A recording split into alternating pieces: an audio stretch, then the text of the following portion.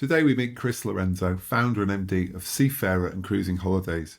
He shares his story from an early career working for 18 to 30s holidays and how a tough break set him on a path of contentment to run his own sailing business successfully for the last 30 years.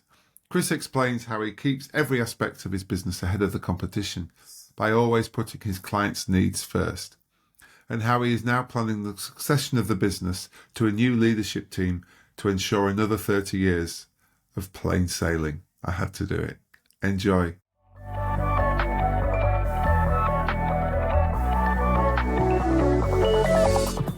Morning, Chris. Thank you very much for joining us on the podcast.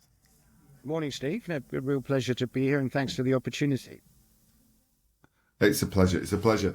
So it'd be great if we could kick off by you giving us a bit of insight as to how you've got to be running the business that you're running. We'll dig into it because there's many aspects of it which I'm quite excited about. And this cold January month to be talking about what you guys sell for a living, it'd be good to do. So if you could give us a bit of a history of how you've got here today, that'd be wonderful. Yeah, sure. Seafarer is a company specialized in yachting and sailing, and it's actually our 30th anniversary this year. So I founded the company back in 1995. And Brilliant. And boy, it's flown. 30 years have flown so by. It's amazing how quickly it's gone. But I started in the travel industry in what I'd call mainstream tour operating. So my first job out of uni was working for one of the big tour operators, and I actually, for my sins, started with a subsidiary of the group called Club 1830, which I'm sure your generation and mine know well. That's why I was smiling, because I've obviously done my research to know about that, and I'm really pleased you brought it up because, like you say, half our audience will what they're talking about. The other half will smile very knowingly to say, oh my word, let's just focus on that. Well, I'd say, obviously, you and a lot of people will be aware of the TV series, which shocked a lot of people with some of the antics and the goings on. That was some years after my departure, I hasten to add, and I'd like to think that in the years that I was there, which was the latter half of the 80s and very early 90s, it was a slightly different story, and that, yes, it was young people having a bit of a riot, having really good fun on holiday. But I'd say that we were better behaved than the generation that followed that made the TV series. And if anything, our job running the holidays was to make sure we kept those kids safe and gave them, of course, a really good time. So I think it was a pretty professional outfit, actually. It was part of International Leisure Group, which was the second biggest group in travel group in the UK, owning various other tour operators like Intersun and companies like that, and also the airline Air Europe, which I'm sure a lot of people remember. Oh gosh, right, yeah. And it was actually a very successful company.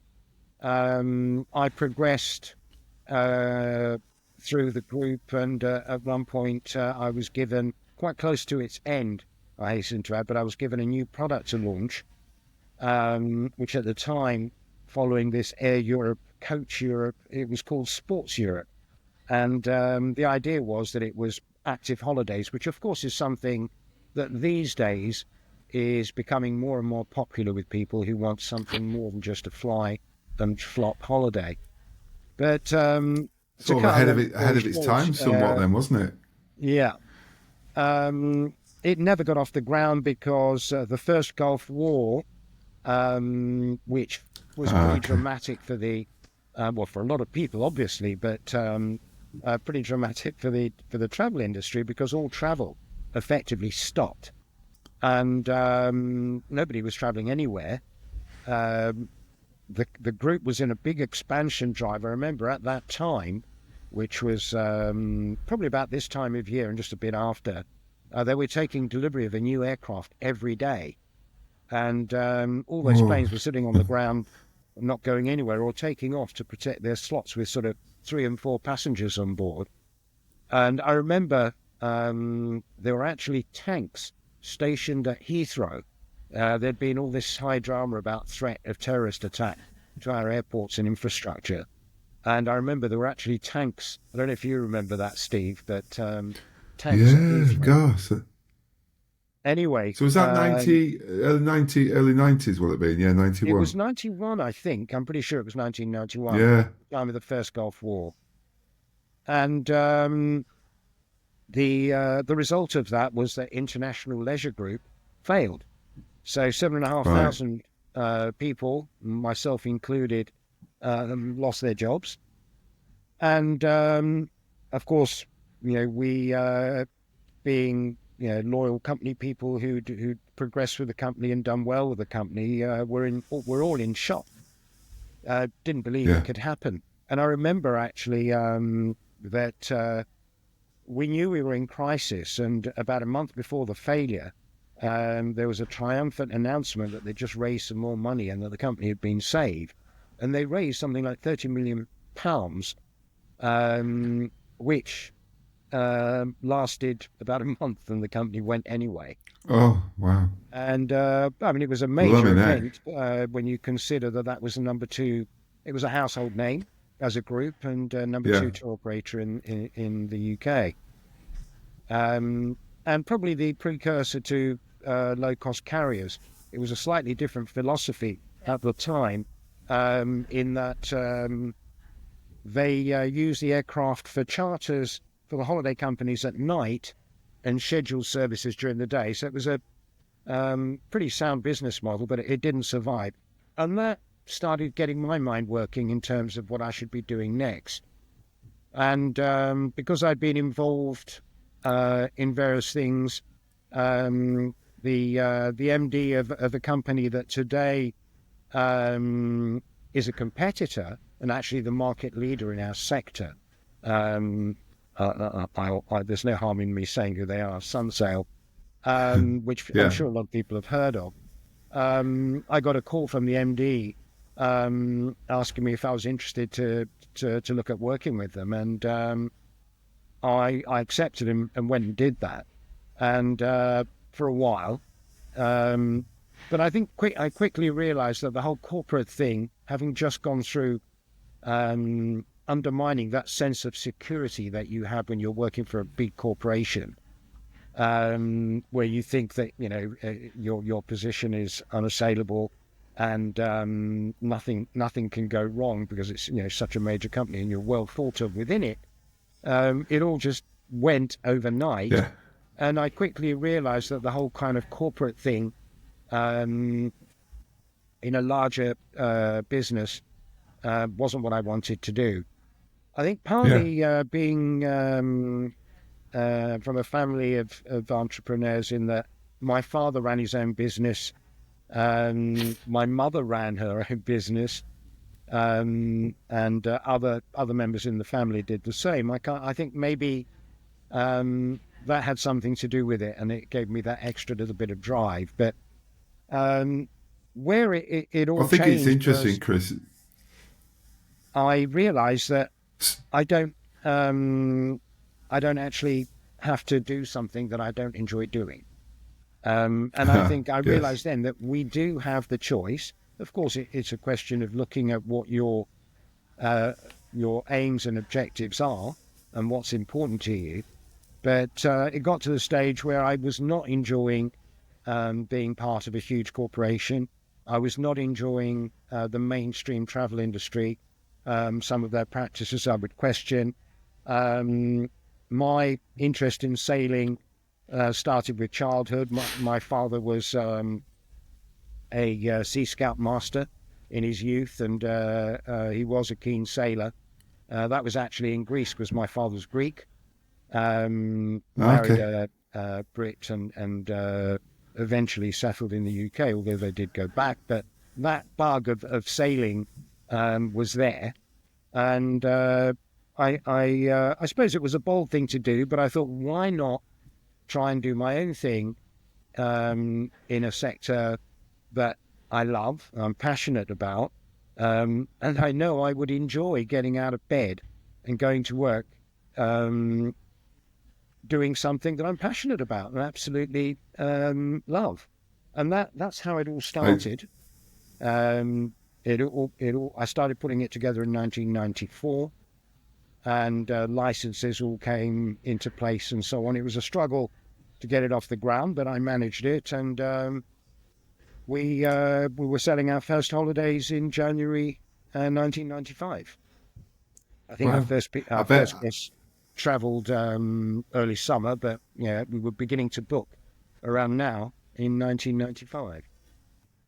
So there you come. I mean, first of all, let's just celebrate that 30 years for any business nowadays is a wonderful milestone to hit, especially in an industry like travel that can be affected by so many things and has in your time.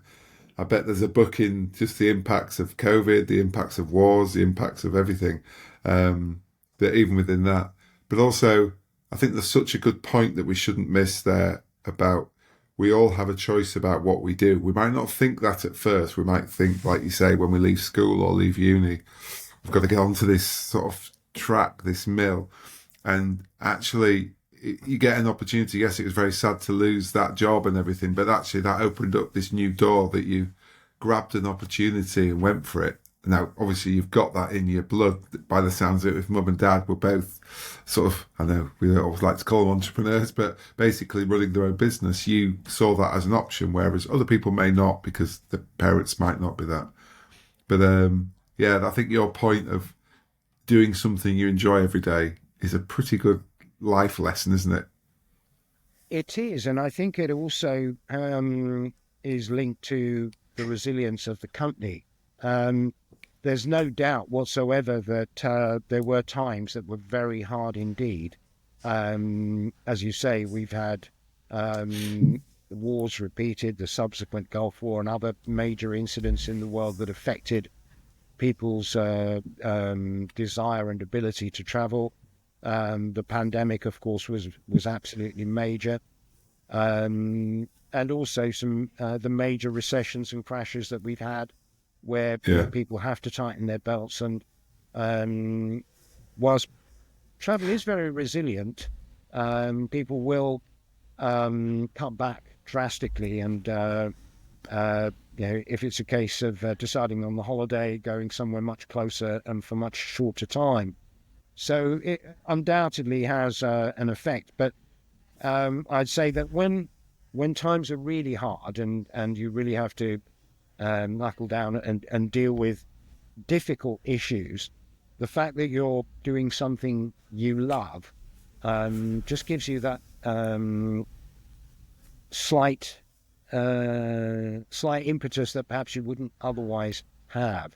mm, I think it's yeah, made me more resilient, more determined, um, and it's also knowing that having created this company that I, obviously I'm proud of, but that I enjoy getting out of bed and going to work every day. Um, I wasn't going to let it go, and I would do whatever it yeah, takes. And yeah, there have been hard times. And the other thing I'd say is that there are a lot of people who make the decision to do something they're passionate about, and some people say, "Yeah, it's a hobby business." Um, and often people are prepared to work for less in that sort of business. Um, we've got a lot of people coming into the sailing industry with a small number of boats, or perhaps with a small sailing school, um, who perhaps are doing it as an early retirement job, and they are often prepared to do it for next to nothing. So I have to say that there are sacrifices in that financially I probably would have done better for myself in the corporate world. Going back to some large corporation and securing a management career, I probably would be financially better off. But I don't feel I have need to complain. But if material benefits and riches are the number one driver above all else, then it's probably not the right decision. Certainly, the travel industry is volatile, but the sailing industry, because of the influence of all these people running hobby businesses, is less profitable than some other sectors out there where Yeah. my expertise could have been put to use. I trained. My university degree was as an economist, so I'm very aware of the competitive nature of our industry and the reality, let's say, of Yeah. where it Yeah. sits compared to others. I love it. I love it. I know. So look, let's talk a little bit because at Seafarer you've built a wonderful variety of offer, haven't you, over the 30 years? It'd be great to explain how that has evolved. Was that something you thought I'm going to have such a width of offer, or is it gradually as demands come in, you've adapted to the market and thought, right, we can service that need? Obviously, you have to adapt and you have to look at what the public want. You're also looking closely at what your competitors are doing. But what became obvious to me is that just chartering a yacht in a country that you've never sailed in before, or just sailing in waters that you're not familiar with, however experienced a sailor you may be, is fraught with dangers and difficulties. And the main holiday concept that we sell is called Flotilla sailing, and it's all about chartering a yacht as a qualified sailor, or with a professional skipper if you're not a qualified sailor. That too is an option.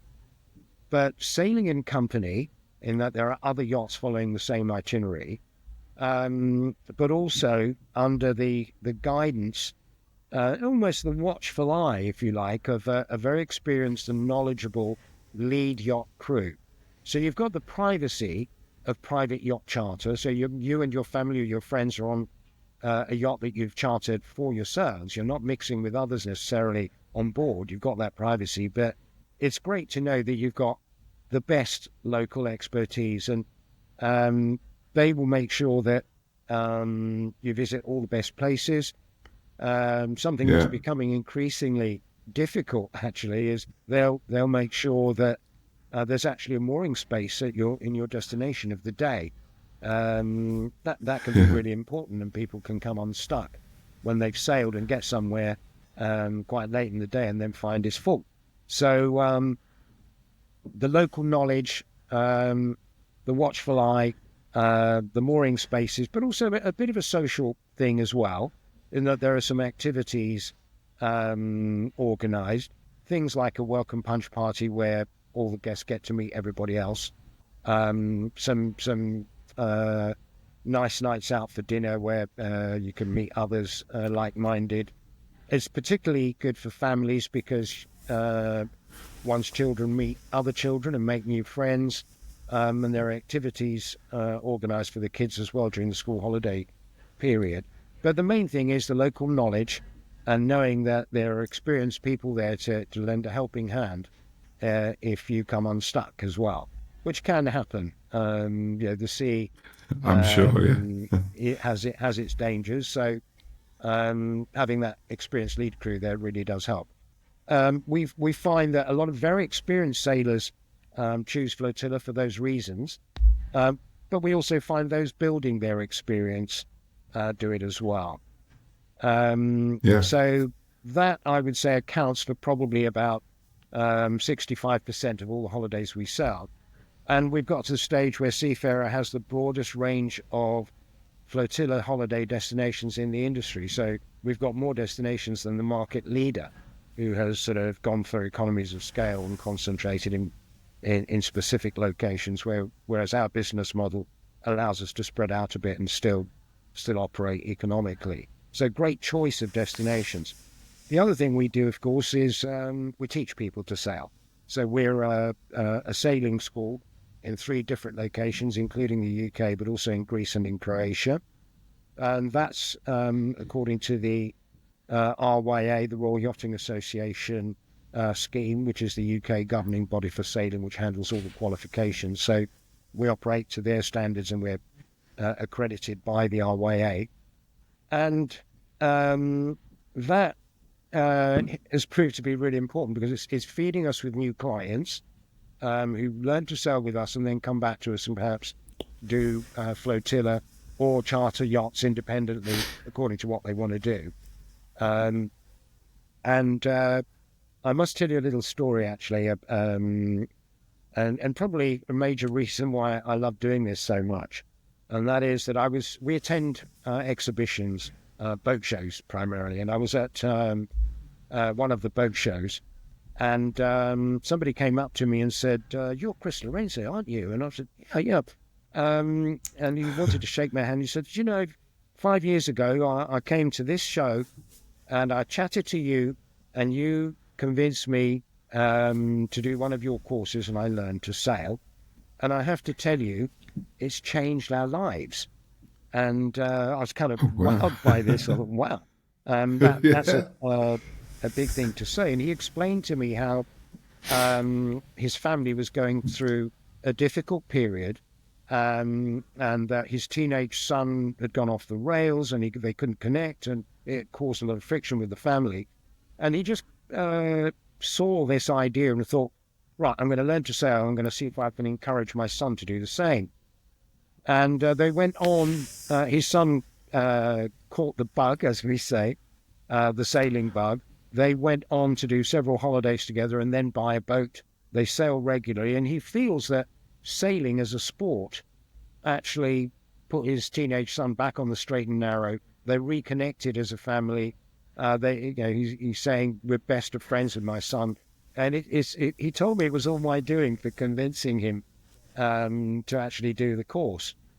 And they'd been on several holidays with That's us. And they amazing. said, "I'm really sorry to say we bought our own boat. We don't come with you anymore, but we'll always remember you." And I have to say I had a spring in my step, probably for a month, in that was such a motivator. It was such a pleasing thing to hear. And that's one of the reasons that I'm so passionate about our industry and sailing. It's amazing. So you've got, like you said, some of your destinations, people I think will be surprised, are in the Far East, aren't they? Is it out in Thailand and places? Yeah, most of it is in the Mediterranean. And I have to say places like Greece and Croatia, the Greek islands and the Croatian islands, they are probably the very best the world has to offer in terms of sailing grounds, in that they combine so much.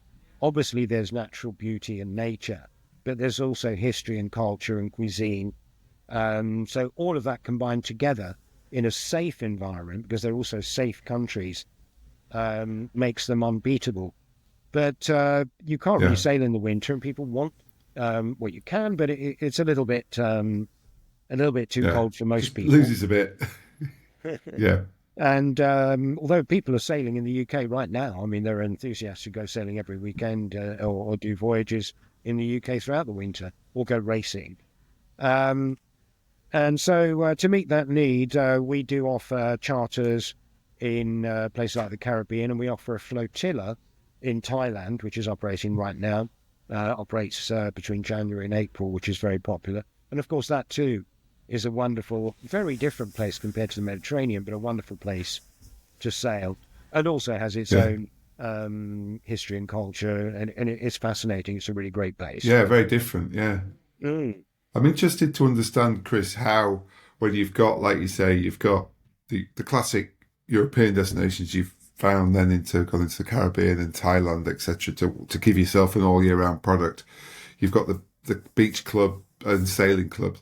How do you keep control of this brand everywhere? You know, as you're sitting in your HQ in the UK, how are you keeping control? Is it great people, or is it a great system? Could you share a little bit on that? I'd say technologically, system-wise, we're okay, but we're certainly not cutting edge. Probably a bit behind the times in terms of some of the ways we do things. But we have got a great team, and many of them have been with us many, many years. I've got people on the team who've been with us, quite a few actually, have been with us for 17, 16, 15 years. Wow. So there's a lot of experience there. We've also got some great partners, some overseas suppliers that many of whom I met in my previous career. So that was a help in that I did have some contacts in destinations. And so the combination of a great team and some very good suppliers that are all handpicked makes it all Yeah. possible. Yeah, it works. It works well.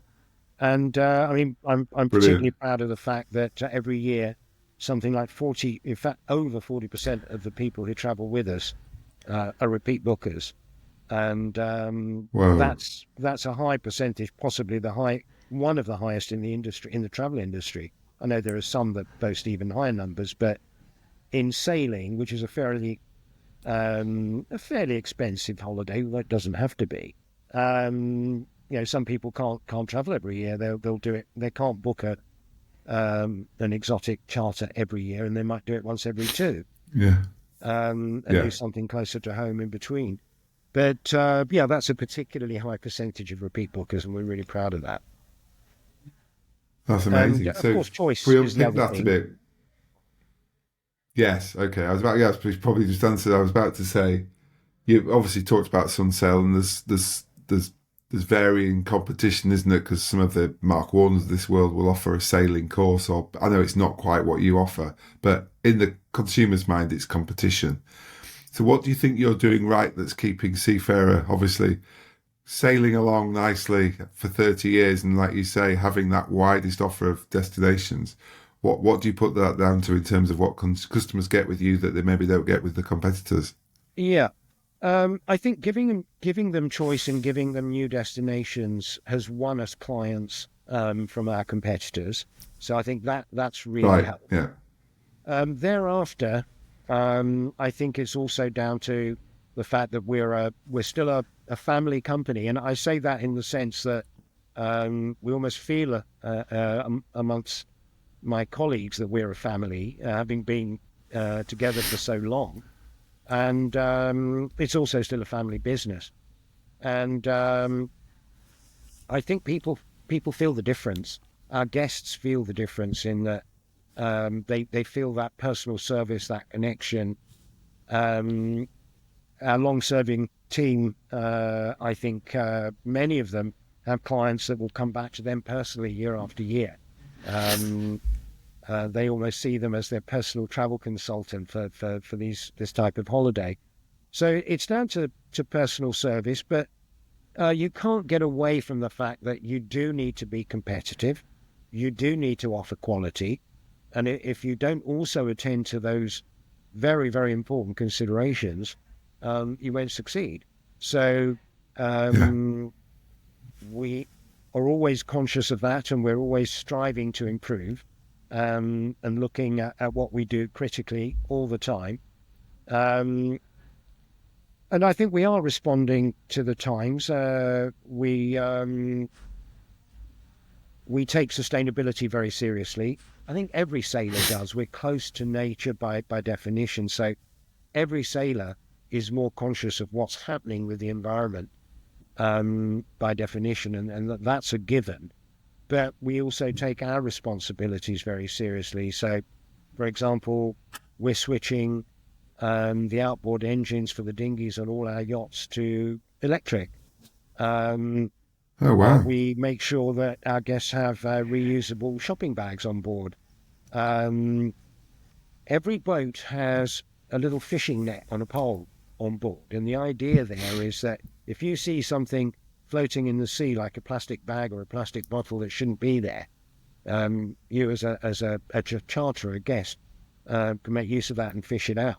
And in fact, one of the little things we introduced, particularly during the family season, is we introduced an activity where every crew, obviously these are optional activities, but lots of people like to participate. Every crew had to build a model boat, but they had to build it out of debris that they found either on the beach or floating in the sea. And then we had a boat race where these model boats sailed across a little a tiny little part of the harbour. And I love people it. get really enthusiastic about participating and all of that. We even organise things like beach cleans, where the crew and any of the guests who want to volunteer will actually clean all the stuff that washes up on the beach. And there's a lot of plastic and you name it, actually, that washes up on Yeah. beaches. Last time I was doing it, I even found a car door, um, which had obviously floated in somehow. So all of that Wow. is an important part of what we do. And I think our guests appreciate all of that. I was going to say, is that sounds like it's been driven by you guys because I hosted a panel in November last year on travel, and the two key things, bar the unpredictability of the market, which which is unfortunately a given nowadays. This idea of sustainability was huge, and how they can try and offset what they're doing.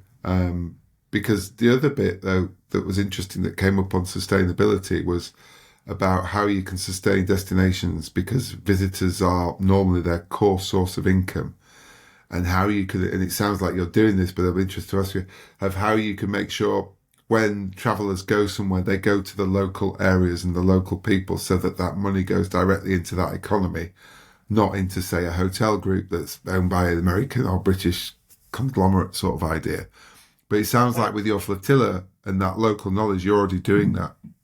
We do, and we do try and use local suppliers as much as possible. So, unlike one or two of our competitors who are vertically integrated and it's all British owned in every way, we do work with local, often family-run companies in let's say places in the Greek islands who perhaps own and run their own yacht fleet. We work very Yeah. closely with them in terms of um, what yachts and how they maintain them and how they equip them. Yeah, we monitor that very closely. Sometimes we have to have our own yachts, but in most places we do strive to work with local companies. And I have to say that the idea of sailing around these small little communities, it is the lifeblood of some of these small little villages and coastal hamlets where the local restaurant, the local mini market, bakery and so on would all cease to exist if it wasn't for the sailing industry. In years Yeah. gone by, many of these people would have been fishermen and subsistence farmers on a very small scale to supplement their income. That's gone out of fashion, of course, and it's very difficult to make a living. And of course, there've been incentives to actually leave fishing because of overfishing, and Yeah. they've incentivized people to leave that. So we are the lifeblood of a lot of coastal small communities, very traditional communities where the families stay together, stay in their location, and are so pleased to be able to do so. So yes, it's very important for the communities there, and it's sustaining Yeah. to a certain extent a traditional way of life for them, because outside Yes. of the travel season, they're still doing what they always did, whether that's cultivating their organic produce, which is largely for their own production, for their own consumption, or anything from a bit of fishing or beekeeping or you name it. So out of the season, tending their olive trees, all of that is really important. And those communities are still there largely because of the yachting industry. That's an amazing story. Because the other hot topic, so to speak, that came up was about experiential, which is this made up word about the destinations. But again, the yachting holiday industry seems to be ahead of that. The fact that you take people to, I suppose it was interesting when you talked about obviously Greece and the culture and the history that you can discover going around the corner and landing in a bay, and there'll be a story and a myth around it. You're sort of ahead of the curve there as well, aren't you? It's obviously quite a forward-thinking industry, this. Yeah, absolutely. And yeah, the local little myths and stories, and um, uh, an example is we visit the island of Ithaca.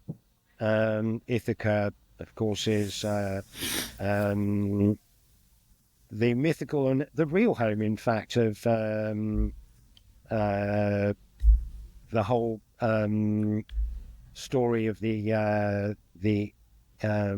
Odyssey and the Iliad, and Yeah, the home of King Odysseus, who had participated in the Trojan Wars, and then sailed for 10 years trying to get home. And that whole story is um, deemed to be largely mythical, but there's some truth behind it. And there's a lot of debate over where his palace is. So the ruins, of course, of his royal palace. So lots of her clients actually do major treks trying to visit all these different places that are arguably, and various people argue for each location, arguably the location of Odysseus's royal palace. Um, and of course, that whole story, it, sailors hold dear because it epitomizes that whole sort of sense of adventure yeah. and exploration and discovery. They're That's on their own partly, voyage of discovery. Yeah, yeah. absolutely, yeah, it's partly what sailing is all about. So obviously you've achieved 30 years now of wonderful business. What do you see the future for Seafarer? Can you see more growth, or is it to keep doing what you're doing very well? Yeah, what's the future looking like? I'd say it's more of the same. Hopefully, I'm of an age where I'm slowly beginning to think of um, the next generation at the helm, and that we're working towards that over a period.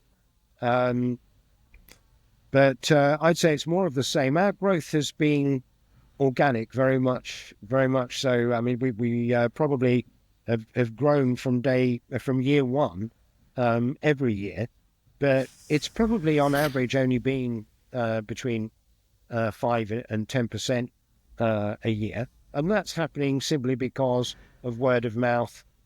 Obviously, our marketing Yeah. activity as well, but I think word of mouth and recognition amongst our regulars is probably the driving force there. So I don't think we don't have uh, an aim for world domination in sailing, and we don't see Yeah. ourselves operating 1,000 yachts in the future in holiday destinations. I mean, currently across our 8 Flotilla destinations, it's about 80 yachts plus some other products that we have, our beach club for beach-based sailing, our sailing school, and for those that don't want to sail independently, we also offer the opportunity to sail and book by the cabin with a professional skipper, which if you're sailing alone or a Okay. couple that don't feel confident taking the yacht themselves works well. But we're under 100 yachts, and I can see that organic growth being the way we want to go, because that's the way um, uh, we keep our little edge in terms of service, quality, value, Yeah. all of those things.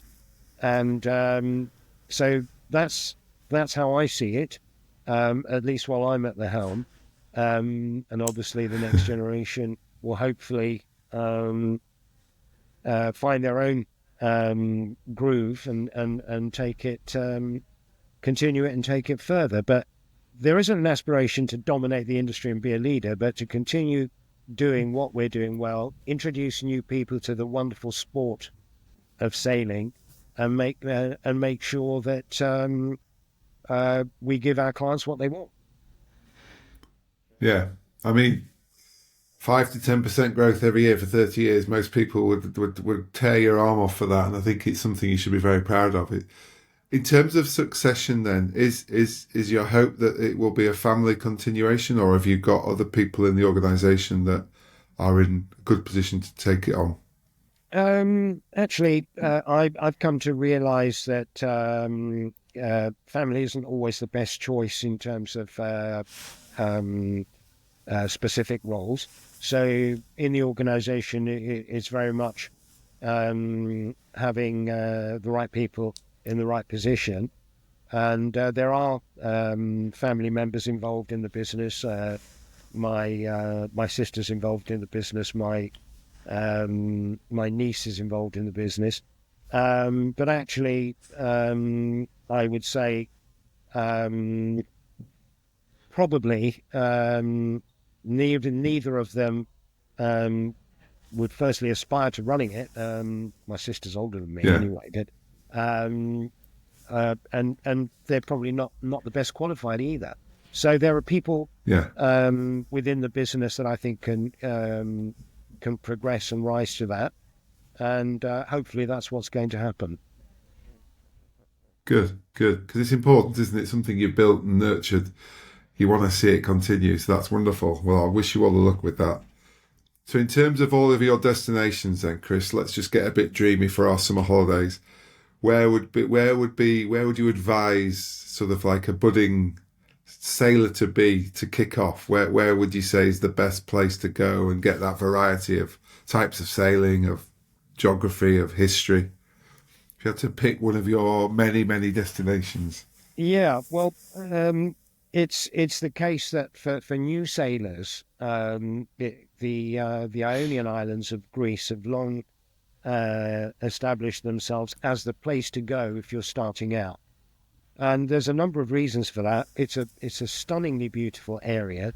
Um, there's lots of places you can visit within easy reach because when you're new to this, you don't necessarily want sort of long taxing days at sea.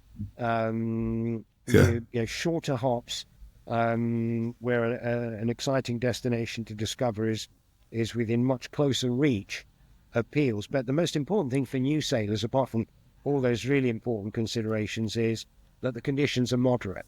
So, I mean, my first time on a yacht was very, very scary. Thinking back to my childhood, in that we went out in some very heavy weather. I was already sailing dinghies at that stage. I wasn't completely new to it, but I could see that had somebody been completely new to it, it would have put them off and potentially put them off for good. yeah, So starting in an area with moderate conditions is really important, and that's the Ionian. You can't get better for that. And it is, of course, as I've said, a delightful area to explore. Beautiful scenery, lovely warm turquoise sea, beautiful bays to swim in, lovely quaint little villages to explore, larger towns as well. So great place to start. And of course, a lot of people go back even when they're really experienced and they know they're not going to be challenged by the area. The winds very, very rarely strengthen there, but they still go back because it's such a lovely area. But yeah. thereafter, there's lots of places to progress to where the sailing can be a bit more challenging and a bit more exciting, both in the Greek islands and in Croatia. Yeah, I can feel the sunshine on my back. So as I said to you, we went to Lefkada. I don't know. There's two ways to pronounce it. Where Yeah, you've got your beach club, haven't you, on the east southeast side of it? that's Which, right. and I agree with Little you. little village called Nikiana Beach Club is it's basically a Greek taverna hotel, is the way I describe it, with a sailing club attached. So our guests there have unlimited use of all the sailing kit. And yeah, Lefkas is kind of uh, sailing central, if you like, Lefkada in Greek. Sailing central for Greece. It's probably the biggest concentration of sailing uh, suppliers, fleets. There's quite a number of companies based there. Good choice of boats, and several beach clubs offering that kind of beach-based sailing with dinghies and catamarans, which is great, just mucking about in the water all day to your heart's content. in Yeah. an area where the sea temperature is great. Really lends itself, in fact. But yeah, lovely, lovely island. Still retaining its character, which is really, really important. Yeah, it was. We hadn't been to Greece for years. It was my parents last time I went. And like you say, the biggest compliment I could give it was that it was very Greek. And I know that Yeah. sounds silly, but unfortunately, a lot of the times it doesn't always keep it. So yeah, I would recommend. I haven't been to your sail club, but I would recommend the destination and go there. So that's brilliant. So look, Chris, we're coming towards the end of our time. I always like to ask. We can go back 30 years, which isn't always the case when I'm talking to people. What is there a piece of advice you would give young Christopher after his bruising time coming out of obviously 18 to 30s and that business? Is there one piece of advice that you'd love to give your younger self that you now know that you wish you'd known when you started this journey? I think I made a lot of mistakes starting out, as one does, and probably my biggest mistake was trying to do quite a lot myself, where I should have gone to outside experts and used professionals to do things for me. And I did things wrong in the early days, and there were professionals out there who could have made sure that I didn't make those mistakes from the outset. So I think surround yourself with good advice. There are some great companies out there to advise on things like marketing and systems to organize the business, whether it's booking systems and so on. So I think it's surrounding yourself. You can't recruit everybody in-house in the early days, so you've got to find some good support from professionals who already have the wisdom that you will not yet have acquired, and probably Yeah, would have saved myself quite a lot of very, very hard work if I'd done that from the outset and utilize some expertise from the outset. that's brilliant. I think it's good that you're right. It sometimes feels it's like when you're on your own, you're trying to save cost and like, oh, I'll take a shortcut, but actually getting that person in or that company in saves you hours of pain. But you only know that when you've had the hours of pain. And I think part of it, isn't it? You've got to experience the tougher times so then you can then reflect on that when you're making decisions in the future. Yeah, that's absolutely right. And it's always any startup is there's a big learning curve, and those experts to help you, I think, can be absolutely critical to the early stages. Brilliant, brilliant. Well, Chris, thank you very, very much indeed for your time. That's been wonderful to hear such a success story that you've built in 30 years. And let's hope well, I don't know whether I'll be around in 30 years, but let's hope that Seafarer Holidays is. Thank you very much. Thank you, Steve. Thanks a lot.